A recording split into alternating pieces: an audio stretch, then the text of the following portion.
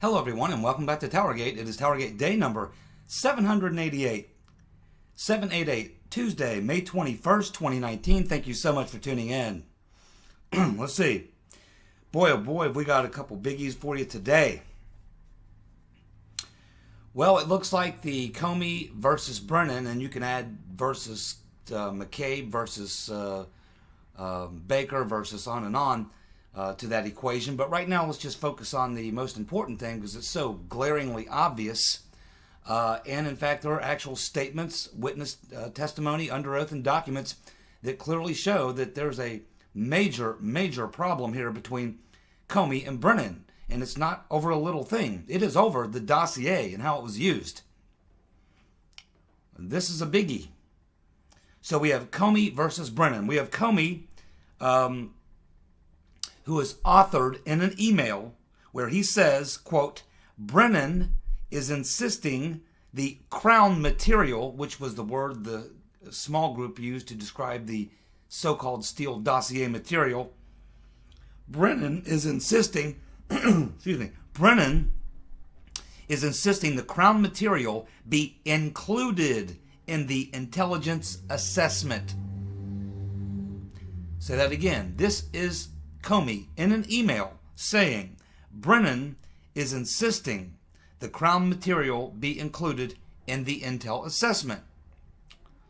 But then on May the 23rd of 2017, Brennan, testifying under oath in front of Congress, says that when asked, he says that he did not know who commissioned the dossier.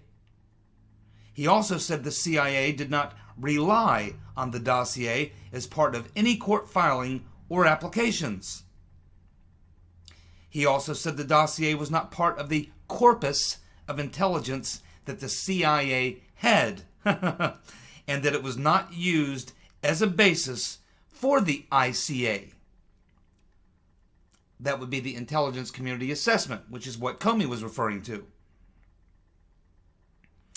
Well, somebody's lying here. Big time. And they're not even throwing any gray area here. They're not even saying it's a misunderstanding or for a long period of time, Brennan and Comey would not really refer to the dossier so much as the Steele dossier, although Comey was forced to do that during a committee hearing when he was kind of pressed on it, and he did have to say, well, the Crown material is what we believe to be known as the Steele dossier. Had to be kind of pulled out of him. But, you know, there is no gray area here. They are basically completely at odds. And isn't it funny how everybody is running from the dossier? I don't think Mueller mentioned the word dossier one time in the entire Mueller report. Yet it is the primary thing that was used to launch the whole thing. And they can say, oh, it was Papa Galopoulos talking to Downer. And we're going to find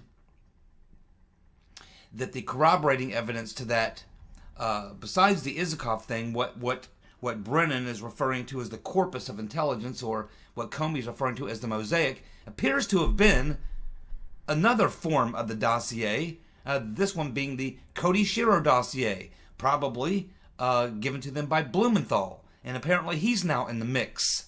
And that's something that Trey Gowdy said 2 weeks ago.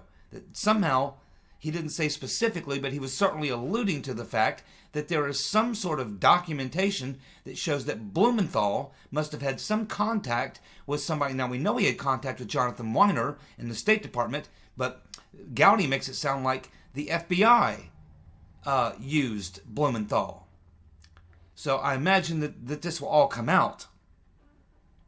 But isn't it funny how for the longest period of time, the dossier and Christopher Steele was what everybody stood behind on the left. All the media reports, and if you question the Steele dossier to MSNBC or CNN, they'd bring on their special panel of experts who would say, the dossier, it's mostly been proven true. Rachel Madcow, every night on her show, the dossier, my friends, has mostly been proven true. Just about everything there. Blah, blah, blah, blah, blah, blah, blah, blah. For all this time, the dossier, Christopher Steele, stand-up guy, the dossier, professional intelligence research material. It's all good, right? Wrong. Because now everybody's running away from it. Everybody. Christopher Steele's running away from it. Comey's running away from it. Brennan is running away from it. McCabe has always been running away from it. Peter's been stroking us loose, Lisa Page. They got a big problem because the dossier was the meat and potatoes of the entire dinner, my friends. The entire entree was the dossier. Everything else was just the dressing, the dessert, the salad. The dossier was the vehicle. That was the bus. And now there's not a single one of them that wants to be even associated with having used it or anything else. The problem is, it's going to be discovered, I mean, it pretty much is already, but it's going to be proven by Barr and by his U.S. attorney that this is exactly what was driving everything.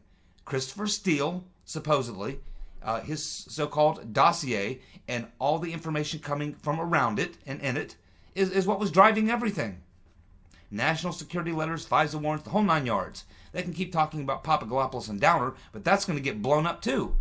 Because that would require that Misfit actually be the straight player they said he was, that he actually be this Russian. But they're going to learn once they finally get interview Misfit, and I'm pretty sure the Italian Prime Minister is going to, in some way, coordinate that or allow the FBI. I mean, the FBI has an office in Rome, Italy. They can go over and interview Misfit. All they have to do is go through the necessary channels in the government, and I'm sure that something tells me that that's being done right now, probably behind the scenes. They're probably making those arrangements now. They're going to talk to Misfit unless somebody, unless he has a heart attack or dies in a car accident or overdose or suicide or something.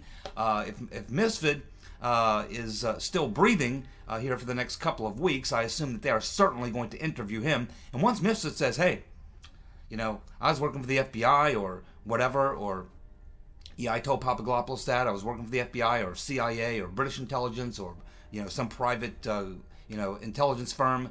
As soon as Misfit comes out and comes clean, which he's going to, I mean, his lawyer is out there saying these things. Would his lawyer go out and say things that were exactly the opposite of what his client is going to have to say when he's finally under oath or talking to an FBI agent? I don't think so. And ultimately, they're going to get to Misfit, and once you blow Misfit up, that whole plot's blown up. And then they come to Downer, who just went on TV recently and lied his butt off. We'll get to that in a little while. So everyone is running from the dossier, and I surely don't blame them. It was a pile of garbage from the get-go, and they knew it. And we now know they knew it, without any question, based on Kathleen Kavalick's notes along with Bruce Orr, his testimony, along with apparently what they're going, those 28 pages, which are going to show that Papadopoulos,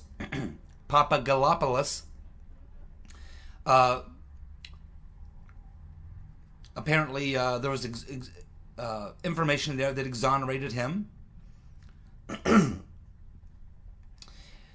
So this is all going to be aired out. Excuse me. It's all going to be aired out, and that's why. And they know it. See, that's the thing. They know it. That's why they have to run from the dossier right now. After 2.5 years of trying to stand behind it, now that they know that there's a U.S. attorney and an attorney general who are going to get to the bottom of it, they know the whole thing's going to be blown up. They have no choice but to run away from it and pretend it was everybody else that bought into it. It's not going to go very well for the perps. They got a lot of problems. Now, here is something that seems to be flying below the radar screen, but I am going to provide for you a link in the description for a very short video. And the video is a video with Mad Maxine Waters being interviewed by Roland Martin. And this interview is from 2013. You must watch it. It's very short. It's a must-see. You must watch it. I will provide the link right there in the description. Short video you must watch. When you watch that video, here's what you're going to hear. You are going to hear Mad Max, and you've got to watch her face and body language as she says this to Roland Martin.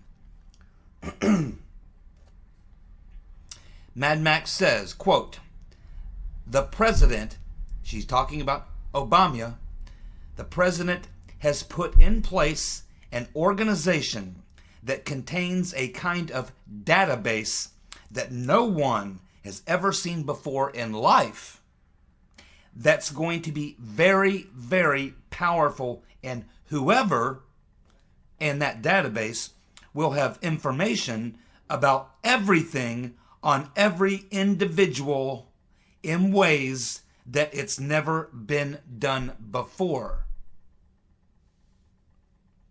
And after she goes on Roland Martin and makes that statement, 5 months later, we get the Snowden leaks. And so we learn about Operation Hammer. Operation Hammer. And that is what Mad Max is referring to. Operation Hammer. Operation Hammer was in full force in 2016. It was a CIA program largely implemented or created by John Brennan, Mr. Potato Head. And it dealt with the CIA, the NSA, and the FBI. It was approved by the DNI, the unwitting idiot James Clapper. So on March 20th of 2017, when Comey told Congress that the FBI had no knowledge of Trump being wiretapped, he was lying. Just one of his many lies that we've covered here. So this explains what I believe it was John Solomon or Paul Sperry one, I can't remember which one, that did the article a couple of weeks ago talking about, hey, there was a surveillance program, a massive surveillance program that had been going on for at least 4 years prior to all this Spygate stuff or Trump Russia or any of that. And it's basically dealt with Obama spying on his enemies, people who disagreed with him on policy, people who are just partisan, had partisan differences, Republicans specifically, which means that the entire presidential field likely had a Donald Trump dossier on them or that type of material being put together. It's just that Trump won. Had Ted Cruz won, they would have been doing this to him. And this would explain the question I've been asking myself for a very long time about Papadopoulos, Flynn, Carter Page, and it not being a coincidence at all. Because several times as I've been doing these TowerGate videos, I've scratched my head and I've asked all of you and myself, you know, so they're spying on Carter Page, they're spying on Michael Flynn, they're spying on Papadopoulos, they're trying to tie them all to a Russian conspiracy, and all this is going on beginning in 2014 with Flynn, 2015, and that continued throughout. 2015, they pick up Carter Page, throughout 2016 and even into 2017. And then Papadopoulos, they start working on him in the early spring of 2016. Long before Trump was ever, long before it was ever obvious that he was going to be the Republican nominee. So I've asked myself, you know, how is it that all three of these people who were under surveillance and were being investigated for supposed links to Russia or whatever, which now we know is bullshit. It had nothing to do with their links to Russia. They were under scrutiny and investigation and under FISAs for different reasons. Their disagreements with Obama on foreign policy had nothing to do with Trump. Nothing to do with Trump at all. But then these three guys end up being in the Trump campaign, which made a lot of us think, okay, well, obviously there must be some player involved here who knew these guys were dirty or getting dirtied up, and so they got them pushed into the Trump campaign so they could be associated with Trump.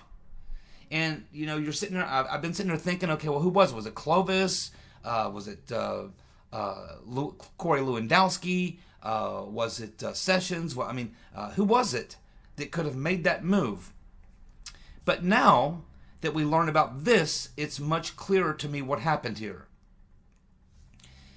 Because at first you're looking at like, okay, what are the odds that these three individuals that just happen to be under surveillance end up on the Trump team? Well, if it was only just a few people, or just these three guys, that would be extraordinary. That would be like hitting the lottery. But the reason that these three ended up in the Trump campaign, guys who were already under scrutiny or FISAs or whatever, is because they were just three of hundreds, maybe thousands of people. Likely thousands, maybe tens of thousands, who knows? It was like shooting fish in a barrel.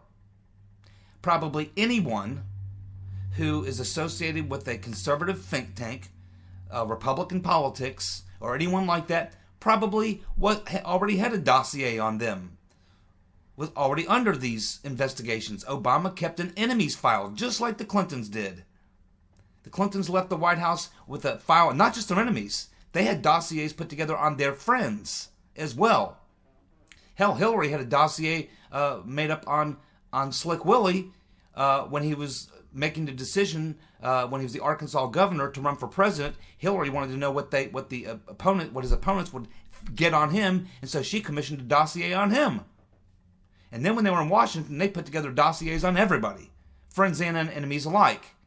So here, what we're learning, this Operation Hammer was obviously a partisan, illegal partisan operation put together by hardcore partisans like John Brennan, Barack Hussein Obama, and probably would have had to involve other people like Valerie Jarrett, Ben Rhodes, certainly, what's her name, Susan Rice. These are national security people. This type of stuff will be under national security. That's how you'd get a program like this. But, you know, it's pretty obvious that it wasn't that Papadopoulos, Carter Page, and Mike Flynn just happened to be literally in a 1,000,000 to 1 chance that they just happened to be in the Trump campaign. The fact is, there could have been hundreds of other people who would have been people who are engaged in Republican think tanks, conservative groups, conservative politicians, former politicians, whatever, who would have obviously been the people who naturally are going to find themselves joining a presidential campaign, hoping to get a job in the administration or put a feather in their cap for something further down the road in their career.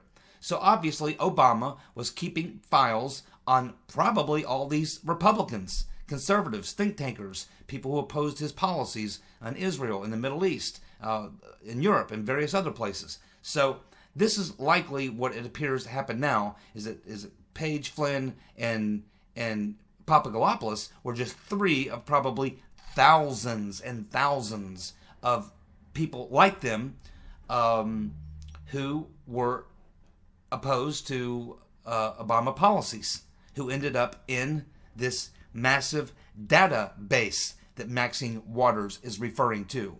Watch the video, click the link, watch it for yourself. I think this thing is going to be unbelievable. Unbelievable when we get to the bottom of this. You know, and for the longest time, I have said I don't think Obama will actually face any legal issues here, criminal issues, because there'll be plenty of people to fall on the sword for him, and they certainly would. Maybe they'll point the finger at him, but they usually don't. They usually take the fall on the sword for the president. And I thought, well, his legacy will be destroyed, but he's probably not going to face criminal liability. But now that we're learning about this program, if Obama even knew about this program, there is no way that you cannot indict someone who would be running a program like this or even know about this program. Certainly John Brennan is I mean, that and for many other reasons. He's definitely going to be indicted on multiple crimes, just like Comey. He probably would have known about this too. Loretta Lynch certainly had to know about it. Susan Rice had to know about it. Valerie Jarrett knew everything. So, and Barack Obama would have to know about this. Click on the link, watch the video, and wait for this story to develop, because this very likely will overshadow, even though the Trump coup is a big deal, is a really big deal, this could literally overshadow the coup. That's how bad it is. Man, you talk about a corrupt son of a bitch. I knew Obama was a corrupt son of a bitch, but I didn't know he was this corrupt. And how stupid. No wonder they had to take out Trump. No wonder they went to the lengths they went to. No wonder the media is freaking out. No wonder. Man, oh man. They know what we don't know. And that is that it's a lot worse than we even know. No wonder they had to go take the incredible risks they took.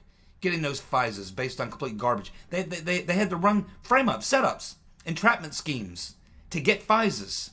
To do everything they could to make sure this president didn't get in power, put in honest people who would maybe stumble onto this crap. That's what they were doing. They had to stop Trump. Not even so much because they hated him, his policy. Of course they hate him. They hate his policies and all that. But what they did, all the stuff they did because they had to cover up and stop anyone from discovering the real gigantic crimes that they've been involved in. This is big. Wow. Well, the White House, watch the video. Well, the White House has told Jerry Nadler to pound sand on interviewing White House counsel Don McGahn. And of course, they're saying McGahn is immune to provide testimony. Yes, he can claim immunity.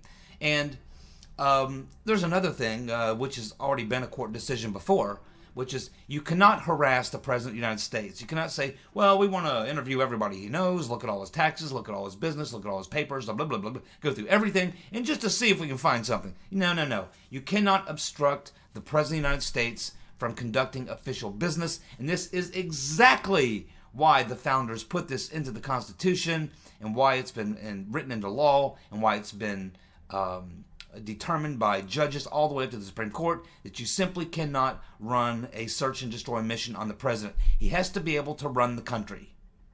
Has to be able to run the country. You can't go doing witch hunts looking for crimes. We already did that.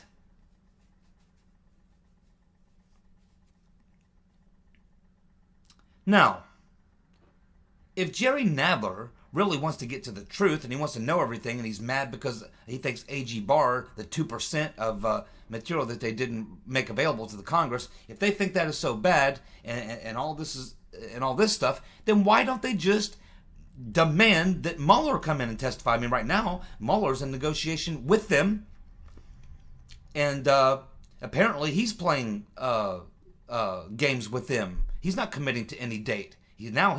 Now, even his spokesperson said, well, we haven't necessarily committed 100% that Mueller's going to testify to your committee, Mr. Nadler. We're discussing it. Well, maybe he will.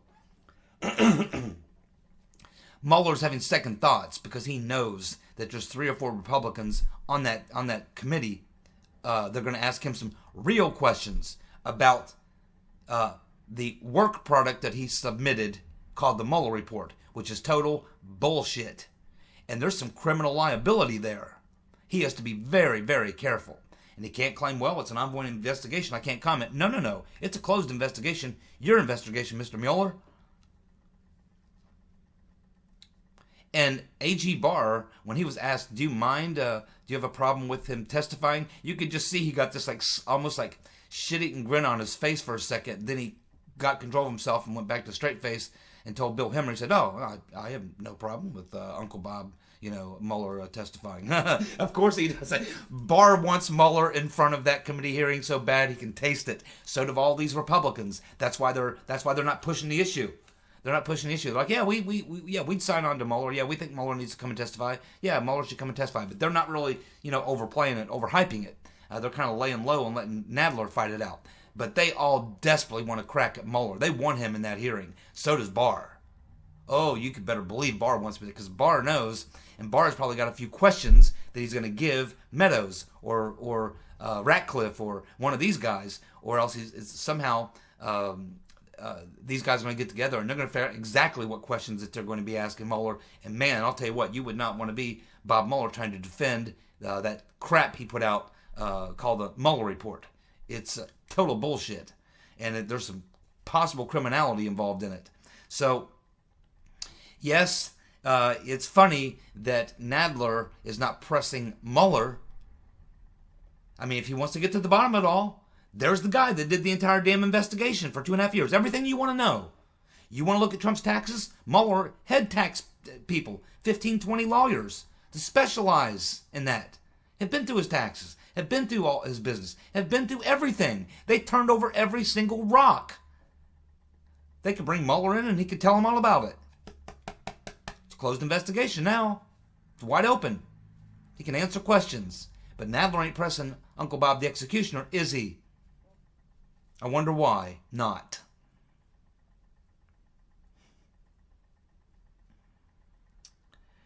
Well, we have crazy Joe Biden saying that Trump inherited the great economy from he and Obama. Oh my God, you gotta be kidding me. And of course, when he made that statement, the 2,000 or so union members who were there, probably being paid to be there wearing their matching union shirts, holding their pre-made, professionally manufactured union signs, the clapping seals, applauded the statement. These are morons. No, actually, they're paid clapping seals is what they are.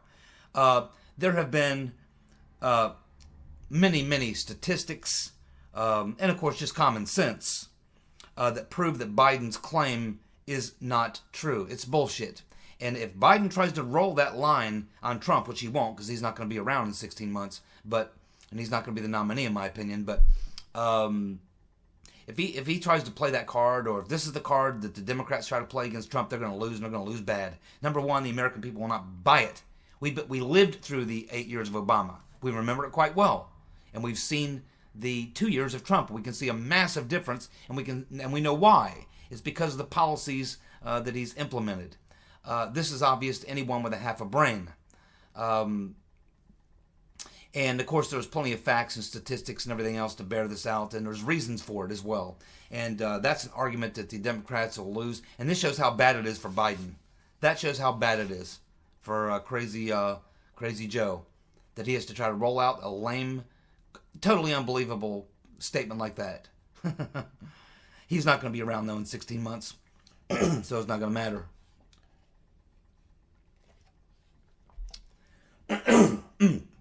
Big frog in my throat today. Yeah, he's not going to be around. The rotten Reverend Clinton's going to make sure of that. Devin Nunes will be sending a criminal referral to AG Barr targeting the State Department for withholding the Kathleen Kvalik notes and memos. Yep, this stuff was under subpoena. That stuff was requested by the House Intelligence Committee when they were doing their investigation, as well as Grassley's committee. They did not produce them, did not produce the Kvalik stuff. They were supposed to. They hid it. And now they're busted because it's out there. And so Nunes is sending the criminal referral to AG Barr, and that's going to be levied against the State Department. Answer that one, Pompeo, another guy who needs to go. Did you know that there were 3 different versions of the dossier? You had the version that McCain gave to Comey. You have the David Corn of Mother Jones version that was submitted. And you also had the Glenn Simpson, which is the alleged Steele dossier, which was actually the Glenn Simpson dossier. And every one of these messengers who provided the authority, so to speak, with the dossier provided different versions of the dossier. Now, that should certainly have thrown up some red flags, don't you think? Every single one of them were garbage. And I don't even see him mentioning the Shearer dossier. Maybe that's the one that David Corn supplied. Or maybe that stuff got passed to Weiner and then to Steele, So maybe the Shearer stuff found its way into the so-called Steele dossier that would have been given to them by Glenn Simpson. Or the Glenn Simpson dossier given to them by Christopher Steele. Man, oh man. that just makes matters worse. I mean, that makes matters worse. Then we have the Gateway Pundit reporting that sources in London are saying that the heads of MI5 and MI6, as well as Theresa May's top security advisors, were all briefed on the dossier, and we assume the Steele dossier, the alleged Steele dossier, even before Trump ever heard about it, and probably us as well. Is there any doubt that there was a foreign government, a bunch of foreign governments involved in the 2016 elections? Oh yeah. Russia probably wasn't one of them. The two most involved obviously would have been the governments of the UK and Australia. They were far more involved in meddling in the 2016 elections than were the Russians. Mark Meadows was asked about the comment Trey Gowdy made, just as I said he would be, on Fox. And now Mark Meadows is not only suggesting, oh yeah, transcripts of the Halper stuff. Yeah, there's transcripts of Halper and Papadopoulos, and that's will exonerate Papadopoulos, he said, when that comes out. But he said there's transcripts as well of the other informants, as well as Downer. Alexander Down the Hatch Downer. Transcripts. What's that mean? It means that interview he just did a week ago, he lied. He said, well, I didn't interview Papadopoulos. I wasn't acting as a spy. I'm a diplomat. No, you're on the board of Hackloot. You were working for Hackloot, and you were hired by the Right Reverend Clinton via Hackloot. Mr. Downer, you lying son of a bitch. I guess he thinks we won't go interview him. Something tells me they're going to get to Down the Hatch Downer. Because again, he and Misford and Halper are key. You blow those three guys up, boom, you blow up this entire thing. The entire thing.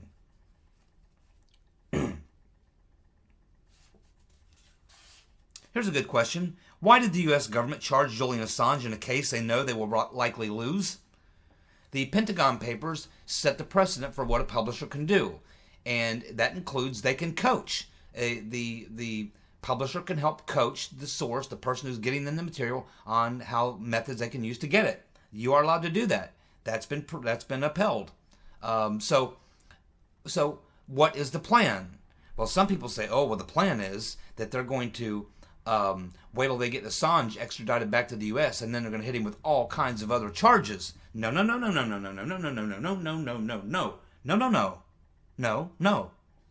Can't do that. That's also been, that's in hard law. You cannot tell the country that you want to extradite someone from the, we want to bring him over for this reason. And then when you get him where you want him and he's been extradited, then you make up a bunch of other charges on him or come up with other charges. Nope, can't do that. That's in UK law, it's in British law, it's in US law. You cannot do that. You cannot extradite someone and then for one charge and then levy other charges on them. The extradition order must state the charges that you're going to levy on them. You cannot add new ones. So why are they pushing this to get Assange arrested, and why are they pursuing this extradition order? What is it that they really want with Assange?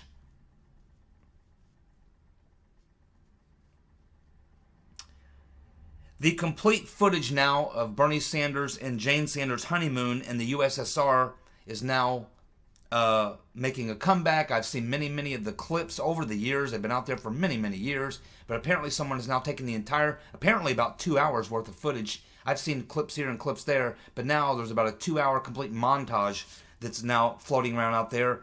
I wonder who might have put that into play, Reverend. Thank you so much for tuning in. I'll be back tomorrow with more TowerGate. You guys have a very good evening. See you. Bye.